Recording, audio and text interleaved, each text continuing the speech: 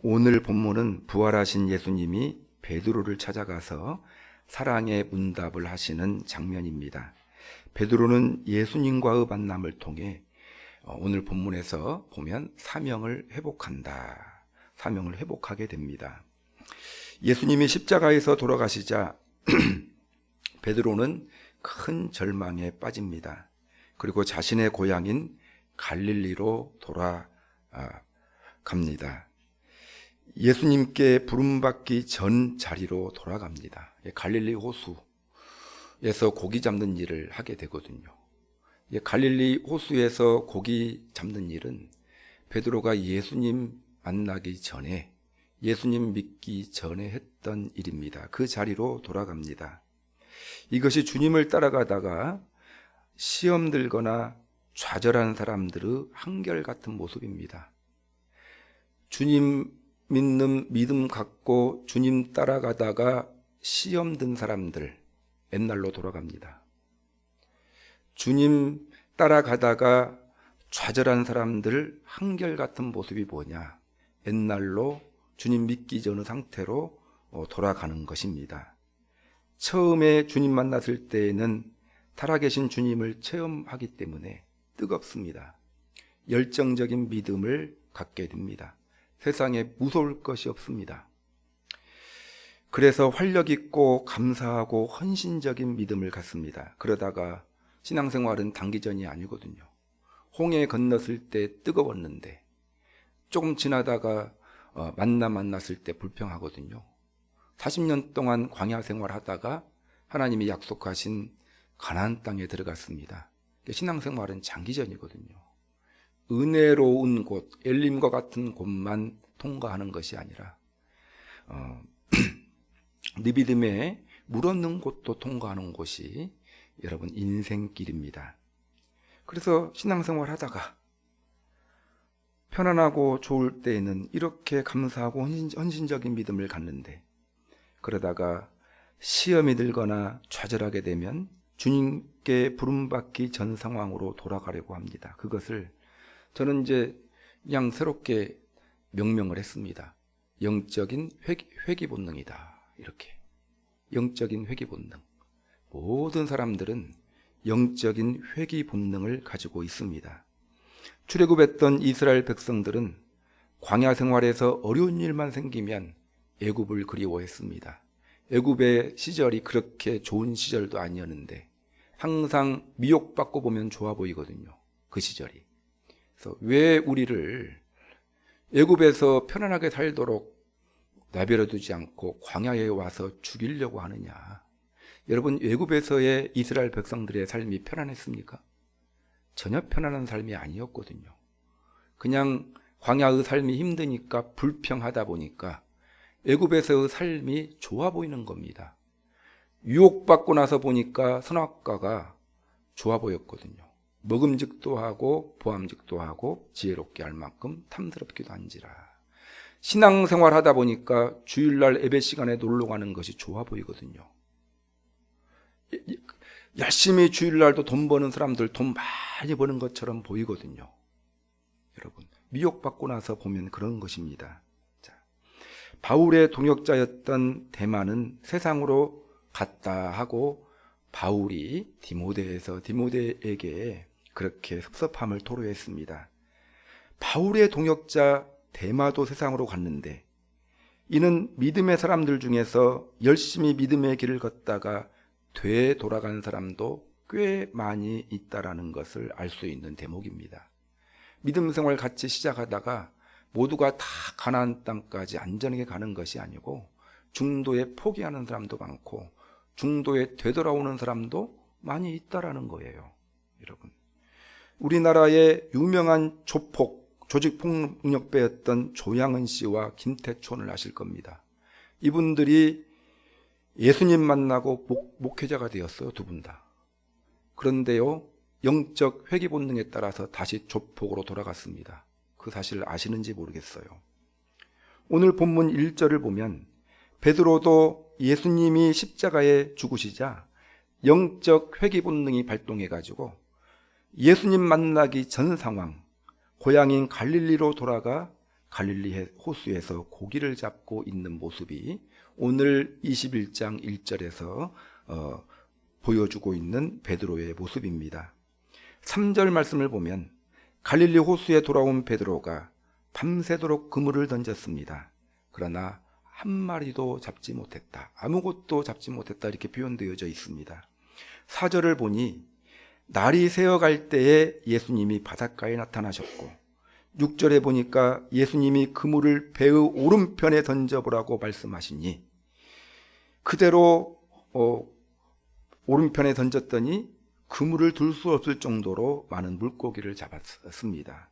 7절에 보니까 제자들과 베드로가 바로 직감으로 바로 자기들에게 배 오른쪽에 그물을 던지라 하신 분이 예수님이라는 사실을 알아챘습니다. 제자들이 부활하신 예수님과 만나게 되고 부활하신 주님을 만나게 된 제자들이 사명을 회복하는 그러한 장면이 오늘 본문의 내용이 되겠습니다. 여러분, 우리는 오늘 본문을 통해서 부활하신 주님이 우리에게 바라시는 것이 무엇인지를 깨닫게 됩니다.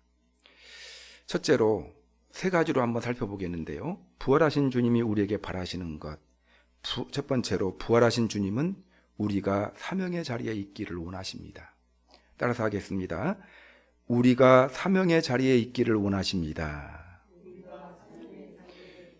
여러분, 부활하신 주님은 베드로가 사명의 자리에 있기 원하셔서 오늘 사명을 회복시킵니다.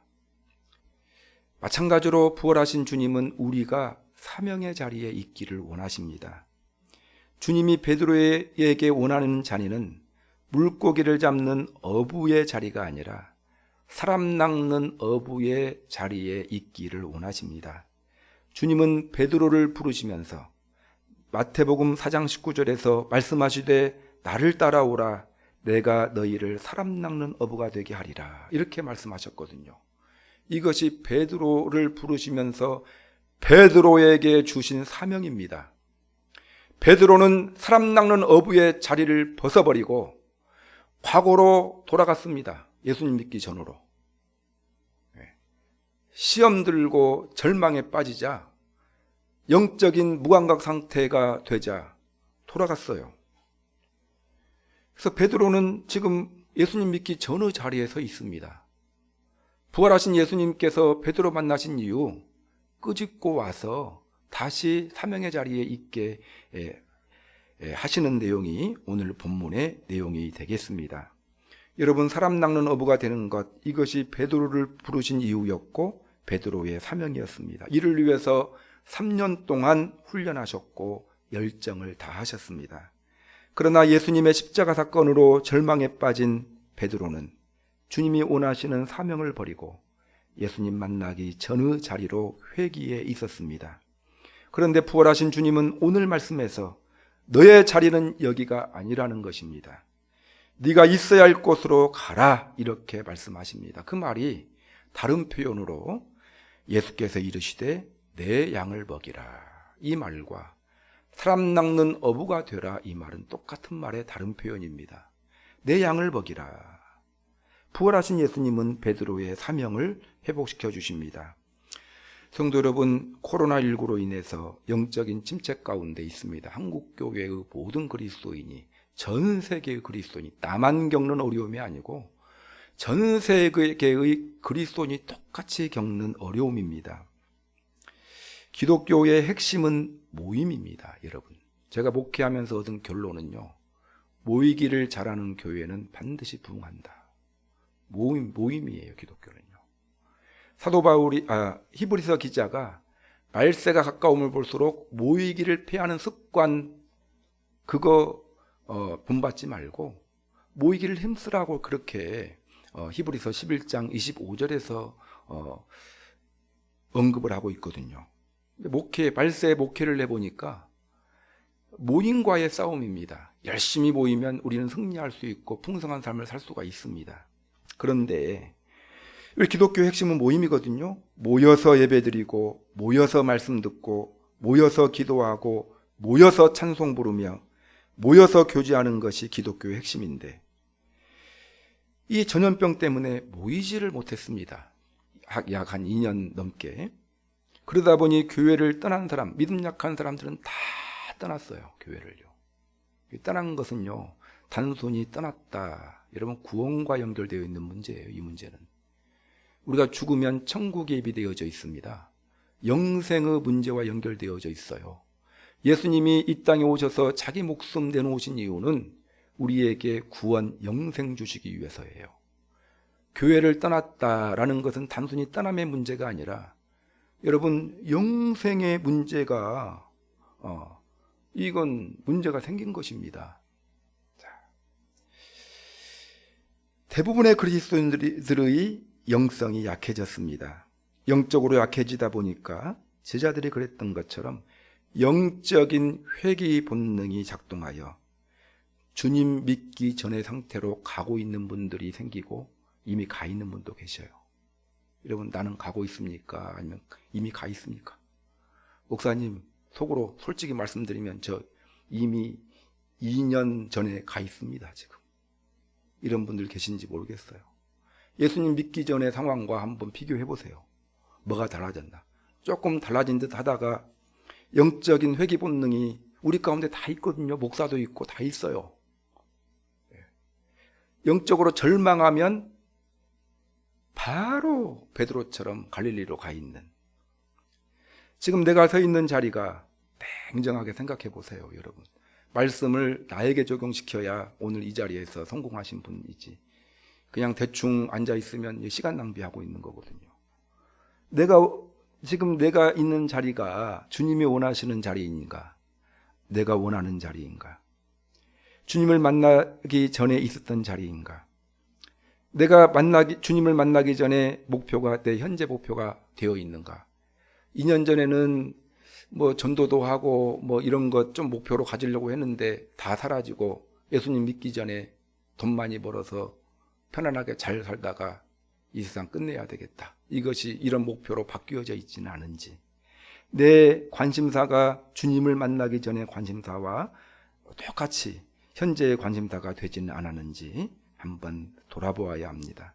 내 현재의 생활 패턴이 예수님 믿기 전의 생활 패턴과 똑같이 돌아가지는 않았는지 한번 돌아보시기를 바랍니다. 여러분, 주님이 나를 부르신 이유가 있습니다. 이 땅에서 잘 먹고 잘 사는 것, 이것도 중요하죠. 그것만을 위해서 우리를 부르신 것이 아니라 주님이 우리를 통해 이루시고자 하시는 뜻이 있습니다. 그것이 우리를 부르신 중요한 이유 중에 하나입니다.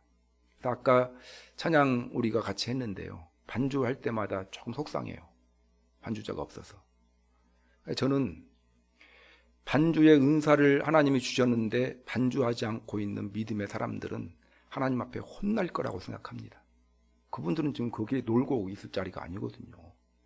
성경의 원리를 놓고 보면 하나님이 은사를 주신 이유는 주님 일 하라고 은사를 주셨는데, 그 은사를 주님께서 주신 은사 쏙 받아먹고 아무것도 봉사하지 않는다, 이건 바람직하지 않습니다. 있는 교회는 많이 있고 없는 교회는 없고, 기계로 반주하면서 찬양하고, 이런 서글픈 현실이지만 그러나 이 바람직하지 않거든요. 이런 것들이. 자, 하여튼 주님이 나를 부르신 이유가 있어요. 특히 뭐 악기 다룸의 반주의 은사를 가지고 있는 분들은 그 악기 다룸 반주를 통해서 내가 세상에 성공하는 것도 1차적으로 주님께 내게 주신 이유가 되겠지만, 그것을 통해서 교회를 섬기라고 주신 거거든요. 그 이제 사명입니다. 그것이. 그 사명을 우리가 감당해야 한다라는 것입니다. 자, 사명을 감당했을 때 여러분, 우리의 삶이 풍성해져요. 베드로가 원래의 자리로 돌아가서 물고기 잡았는데 몇 마리 잡았다고 했습니까? 빵마리, 0마리예요. 근데 예수님께서 던지라고 한 곳에 던졌는데 그물이 가득히 고기를 잡았거든요. 이건 상징성입니다. 우리의 삶은 사명 감당할 때 우리의 삶이 풍성해져요. 이것이 영적인 원리거든요. 그래서 이걸 반대로 해석하는 분들이 많거든요. 근데 여러분, 사명 감당할 때 우리의 삶이 풍성해집니다. 주님이 명하신 곳에 그물을 던지니 풍성해졌다라는 것은 우리가 있어야 될 자리가 주님이 명하신 곳에 있어야 된다라는 것입니다. 부활하신 주님을 만났던 베드로가 사명 회복했던 것처럼 부활의 계절에 또 코로나 이제 끝물이잖아요. 마지막으로 잘 버티던 강무희숙 집사님이 이제 영상 예배 이제 드리고 있겠지만 어제 걸렸답니다. 어제 2줄 나왔다고 그렇게 연락을 받았는데요. 여러분 이제 끝물이죠. 뭐 2줄 나왔어도 1줄이면 이제 끝납니다. 그래서 여러분 부활의 계절 또 코로나 이제 끝나는 모든 거 마스크를 제외하고 다 풀렸어요. 이제 예배에도 이런 상황 속에서 하나님이 우리에게 바라시는 것이 무엇일까요? 사명 회복을 바라신다라는 것입니다. 사명 회복에 대한 부담감을 가지시고 사명 회복의 은혜가 여러분들 가운데 있기를 주님의 이름으로 축원합니다. 부활하신 주님이 바라시는 그러한 바람 첫 번째는 사명의 자리에 있기를 원하신다. 두 번째는요, 오늘 본문을 통해 보니까 부활하신 주님은 우리와 사랑의 관계를 회복하기를 원하십니다. 따라서 하겠습니다. 사랑의 관계를 회복하기를 원하십니다. 사명과 관계는 조금 차이가 있죠. 여러분, 사명을 회복하기 위해서는 주님과 사랑의 관계가 회복되어 있어야 됩니다. 베드로에게 나타나신 주님이 첫마디로 물으셨던 것이 왜 나를 부인했느냐, 이걸 물으신 것이 아니라 네가 나를 사랑하느냐, 이 질문을 하셨거든요. 주님은요, 나를 사랑하느냐, 왜 부인했느냐, 이것이 아니에요. 주님의 관심은 베드로의 부인이 아니라 네가 나를 여전히 사랑하느냐, 이거에 관심이거든요. 네가 지금 영적으로 회귀 본능 발생해서 나 따라오기 전에 자리로 가 있는 이유는 나에 대한 사랑이 식었기 때문이다. 그 이야기죠. 주님은 베드로에게 3번 질문하시죠. 네가 나를 사랑하느냐. 이건 상처를 주기 위한 질문이 아니라 상처를 보듬기 위한 질문이었습니다.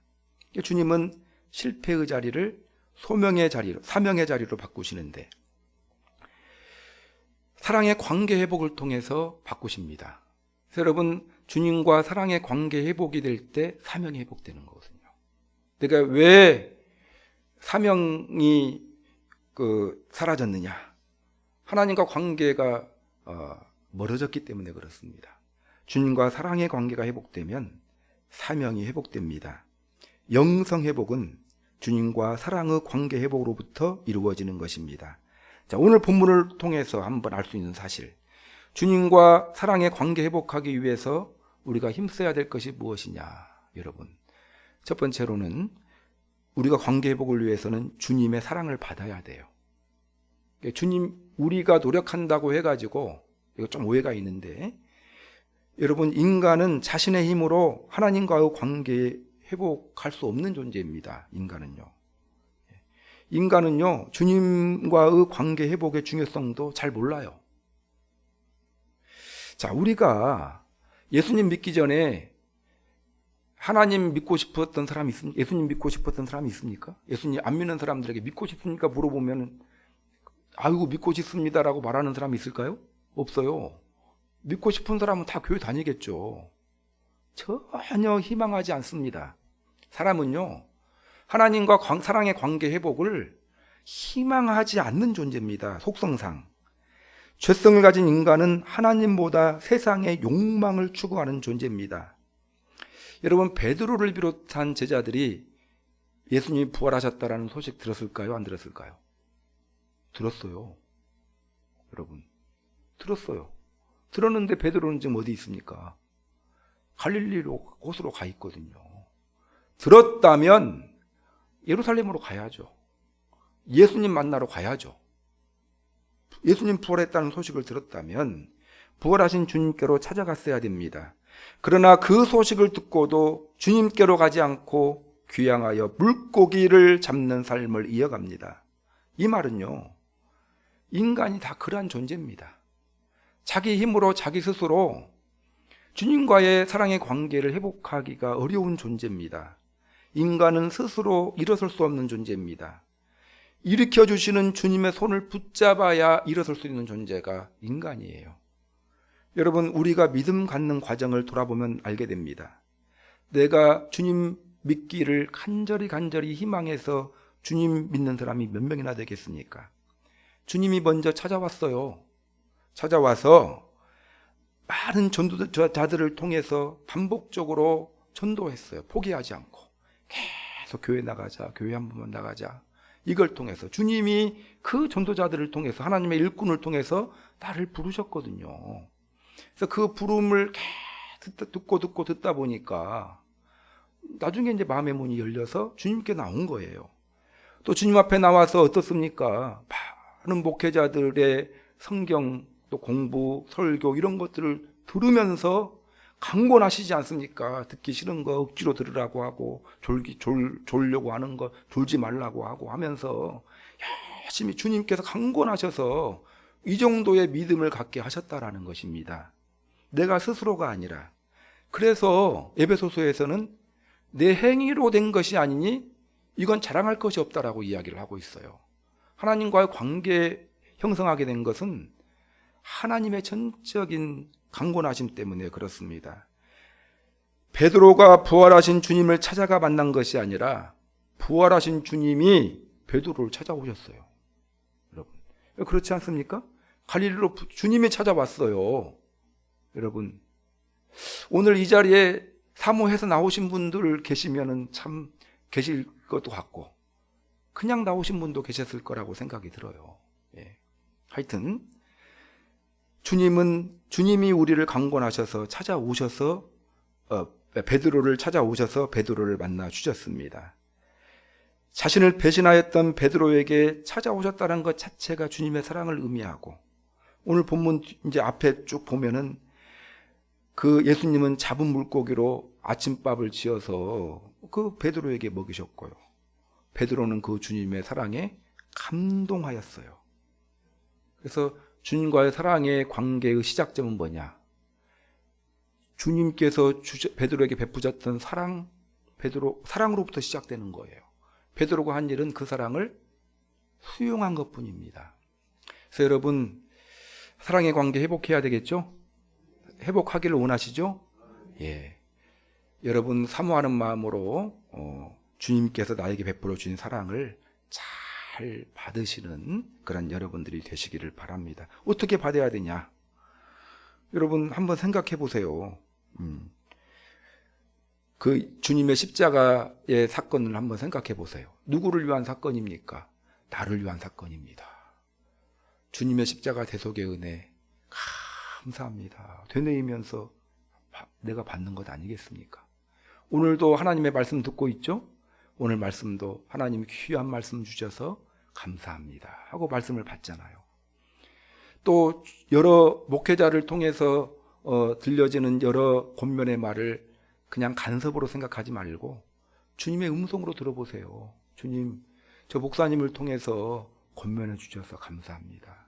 또 경고해 주셔서 감사합니다. 그거 다 주님의 사랑 아닙니까? 그 주님의 사랑을 받는 사람은 아멘 하고 순종할 것이요. 그 주님의 사랑을 받지 않는 사람들은 한 귀로 듣고 흘릴 것이요. 그러면 사랑의 관계가 회복될 수가 없어요. 주님이 나에게 주시는 여러 차원의 사랑이 있거든요. 또 주변에 있는 사람들을 통해서 나를 격려하시고 또 전화를 통해서 위로하시고 이런 것들 생각해 보세요. 또 남편을 통해서 사랑받게 해주시고 이런 것들을 다 하나님께서 하시는 일이거든요. 그런 하나님의 나를 위해서 베푸시는 사랑을 한번 영안을 열고 바라보시면서 수용해 보세요. 그러면서 하나님과의 관계가 시작된다라는 것입니다.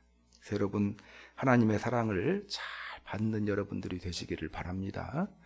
자, 그러면 이것을 나에게 적용하지 말고 다른 사람에게 한번 적용해 보자고요. 주저앉아 있는 사람들 있죠? 스스로 일어서겠습니까? 못 일어서요. 그러니까 교회 다니다가 시험 들어가지고 드러누워 있는 사람들 집에 들어놓 있다는 말이 아니라 교회 안 나오고 이게 지금 저 꽃 보러 가 있는 사람들 있잖아요.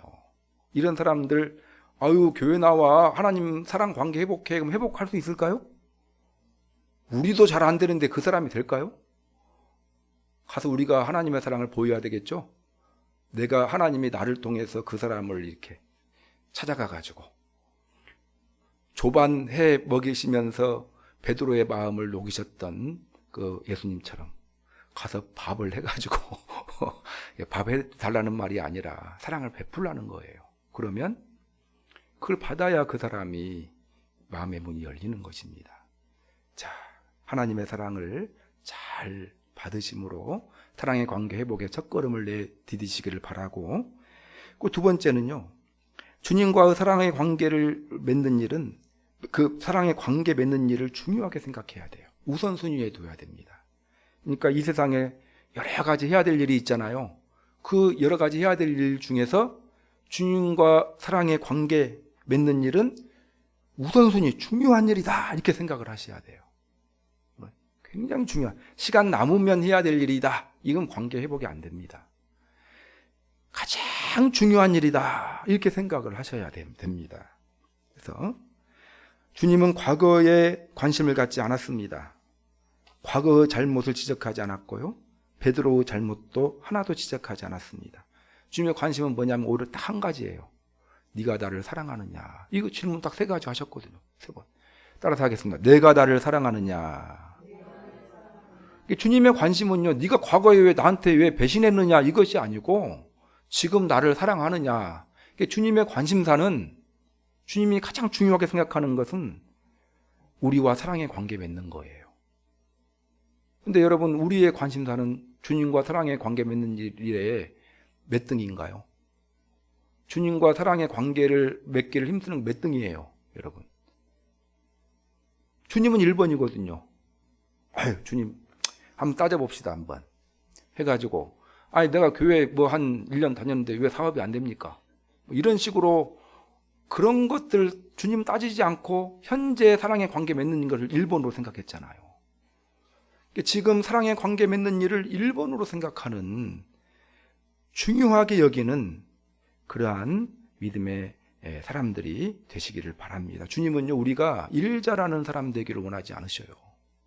베드로에게 사명 주시면서 너 일 잘할 것 같으니까 이 사명해라 이렇게 말씀하지 않으셨어요.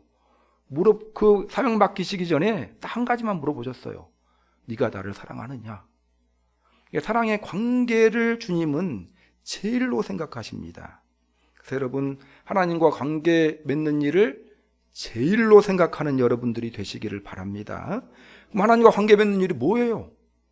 주일날 예배드리는 일. 예배드리는 일 관계 맺는 일 아니에요? 하나님이 가장 기뻐하는 일이에요, 여러분. 이걸 1번에 두는 사람. 하나님을 내가 1번에 두면 하나님도 나를 1번에 두십니다. 예배를 회복해야 돼요. 여러분, 관계 회복이 뭐냐? 예배 회복이에요. 기도 회복입니다. 감사 회복입니다. 하나님과 관계 맺는 일을 중요하게 삶의 우선순위에 두시는 여러분들이 되시기를 바랍니다. 그 다음에 한 가지 더, 하나님과 관계 회복을 위해서는 사랑 고백을 힘써야 됩니다. 따라서 하겠습니다. 사랑 고백에 힘써야 됩니다. 여러분, 주님과 관계 회복을 위해서 주님의 사랑을 받고 주님과 사랑의 관계 맺는 일을 중요하게 여기고 사랑 고백에 힘쓰자. 오늘 본문을 통해서 말씀드리는 거예요. 주님은 요한의 아들 시몬아 네가 나를 사랑하느냐 3번 질문하고, 베드로에게 질문하신 이유 왜 질문했겠어요? 질문해가지고라도 그 고백을 듣고 싶어서. 우리 데이트할 때 나 사랑해? 물어보잖아요. 꼭 물어봐야 사랑한다라고 이야기를 하니까 물어봐요. 근데 물어보기 전에 이야기를 해야 되거든요. 근데 베드로가 주님 사랑합니다라고 먼저 이야기하지 않았죠. 지금 아주 영적으로 회개해 있는데 뭐 그런 이야기를 합니까? 영적인 바다 가운데 있는데. 그렇지만 주님이 물어보십니다. 네가 나를 사랑하느냐? 왜 물어보셨겠어요? 주님, 내가 주님을 사랑합니다. 이 이야기 듣고 싶어서 물어보지 않았겠습니까? 주님이 질문하자 베드로가 주님, 내가 주님을 사랑합니다. 이렇게 고백하잖아요. 이제 이걸 또 어떤 목사님들은 아가페로 물어봤는데 필레오로 대답했다 이렇게 나오는데 그렇게 복잡하게 생각할 것이 아니고 주님은 우리에게 베드로의 사랑 고백을 듣고 싶었던 것입니다. 그래서 베드로에게 사랑 고백을 듣고 난 다음에 그러면 내 양을 먹이라, 내 양을 치라 이렇게 사명을 부여하십니다. 여러분, 관계에 있어서 고백은 매우 중요해요. 여러분, 사랑한다라고 자꾸 고백을 해야 이분이 나를 사랑하는구나, 관계가 돈독해지지. 옛날 유교 전통에 의해서 속으로 사랑해요. 한마디도 안 해요. 선물도 안 하고 그냥 내가 남자가 속으로 사랑하지. 이건 대단히 비성경적인 이야기거든요. 근데 사랑의 표현을 많이 하시라는 거예요. 하나님께 대한 사랑 고백, 하나님께 대한 사랑 표현 힘쓰시는 여러분들이 되시기 바랍니다. 어떻게?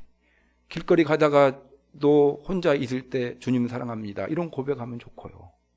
그렇게 고백하기가 쑥스러우면 찬양을 부르세요. 찬양에 주님 사랑에 대한 고백 가사가 적혀있는 찬양 많잖아요. 그러면 노래 부른다고 생각하지 누가 사랑 고백한다고 생각하면서 그러겠습니까?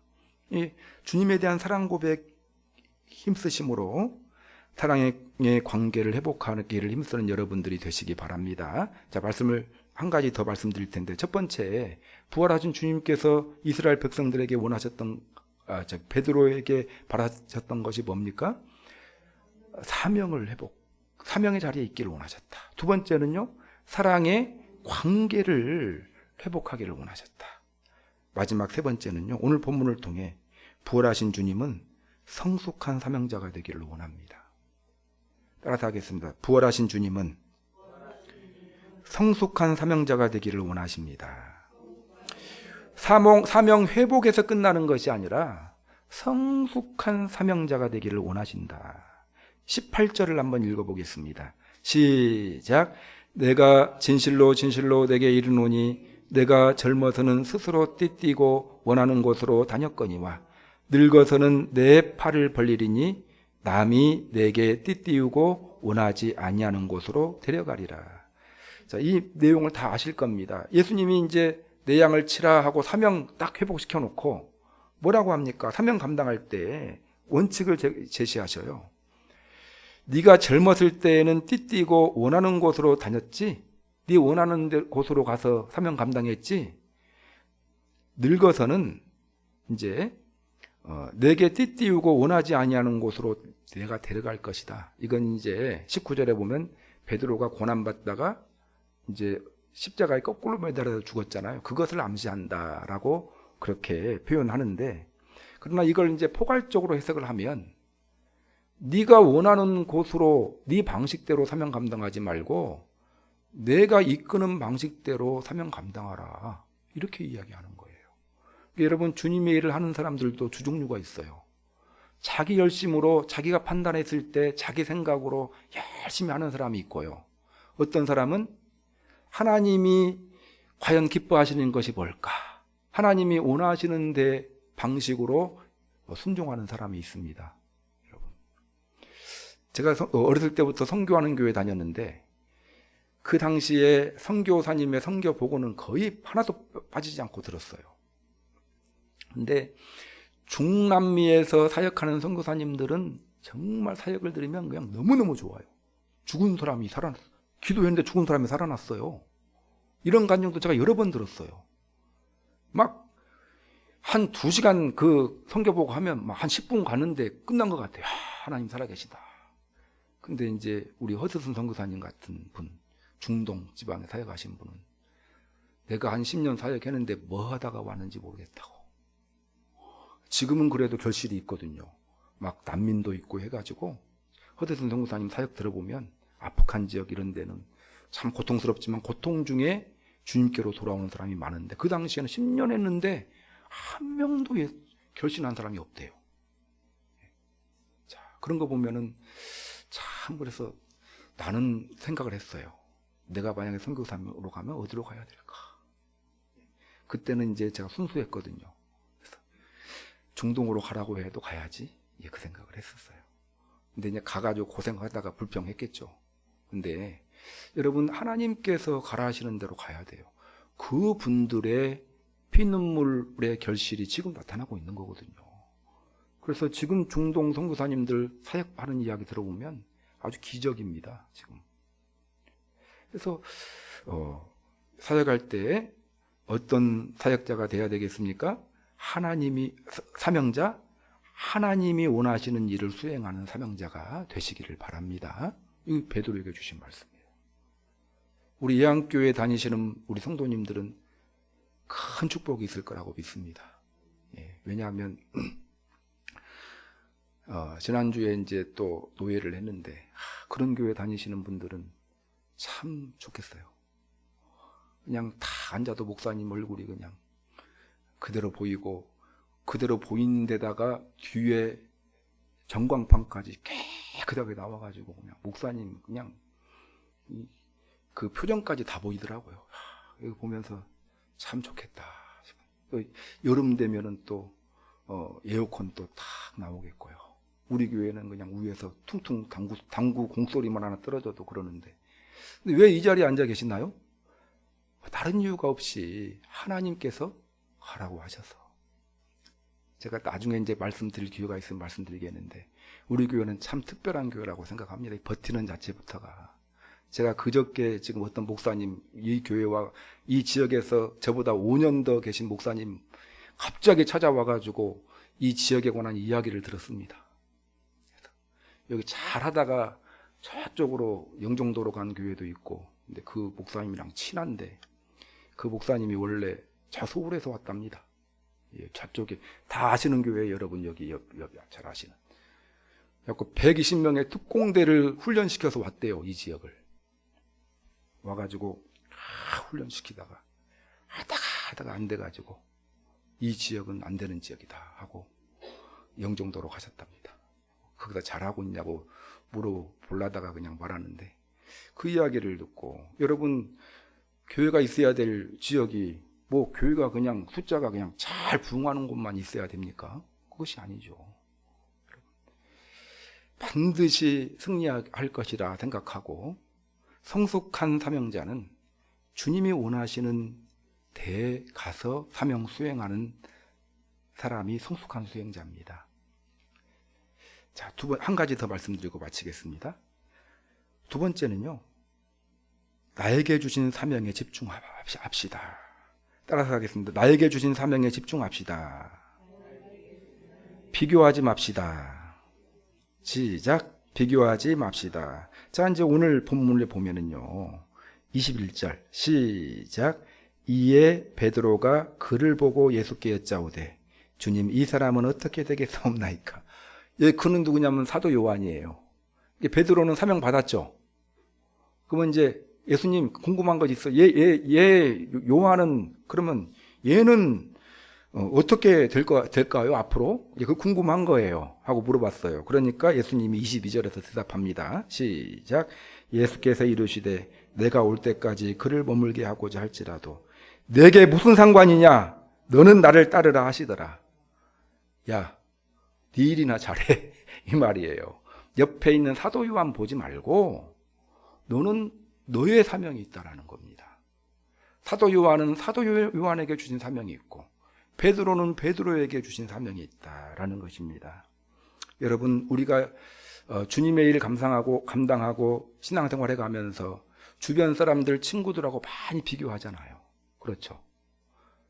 여러분, 하나님께서 주신 은혜가 있어요.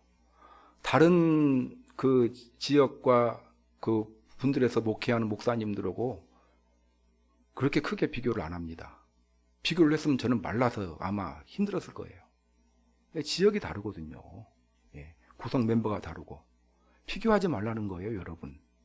너에게 주신 사명 잘 감당하라는 거예요.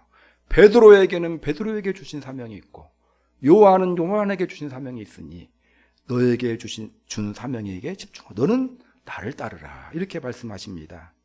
여러분, 사명이 각각 다릅니다. 다 달라요. 이 자리에 앉아 계신 분들도 다 달라요. 여러분, 사명에는 우열이 없습니다. 각자의 사명은 비교의 대상이 아니에요. 비교하면 나만 힘들어요, 여러분. 절대 비교하지 마시고요. 하나님이 나에게 주신 사명만 잘 감당하면 됩니다. 여러분에게 주신 사명 묵묵히 감당하심으로 성숙한 사명자가 되시기를 주님의 이름으로 축원합니다. 오늘 말씀 생각하시면서 기도하는 시간 갖겠습니다. 부활하신 주님 만난 영적으로 침체에 있었던 베드로, 주님께서 베드로의 사명을 회복시켜 주시고 사랑의 관계를 회복시켜 주시고 성숙한 사명자가 되기를 권면하셨습니다. 하나님, 부활하신 주님 만나 항상 또 영적인 침체 가운데 코로나로 인해서 하나님, 내가 회귀에 있다면 오늘 베드로가 복귀한 것처럼 하나님이 나를 부르시는 사명을 회복함으로 사명지로 복귀하는 그러한 믿음 주옵소서. 이는 하나님과 사랑의 관계 회복을 통해서만 가능한데, 하나님과 친밀한 사랑의 관계 3가지 말씀드렸는데 이거에 따라 사랑의 관계를 회복하게 하여 주옵소서. 성숙한 사명자가 되게 하여 주옵소서. 기도하는 시간 갖도록 하겠습니다.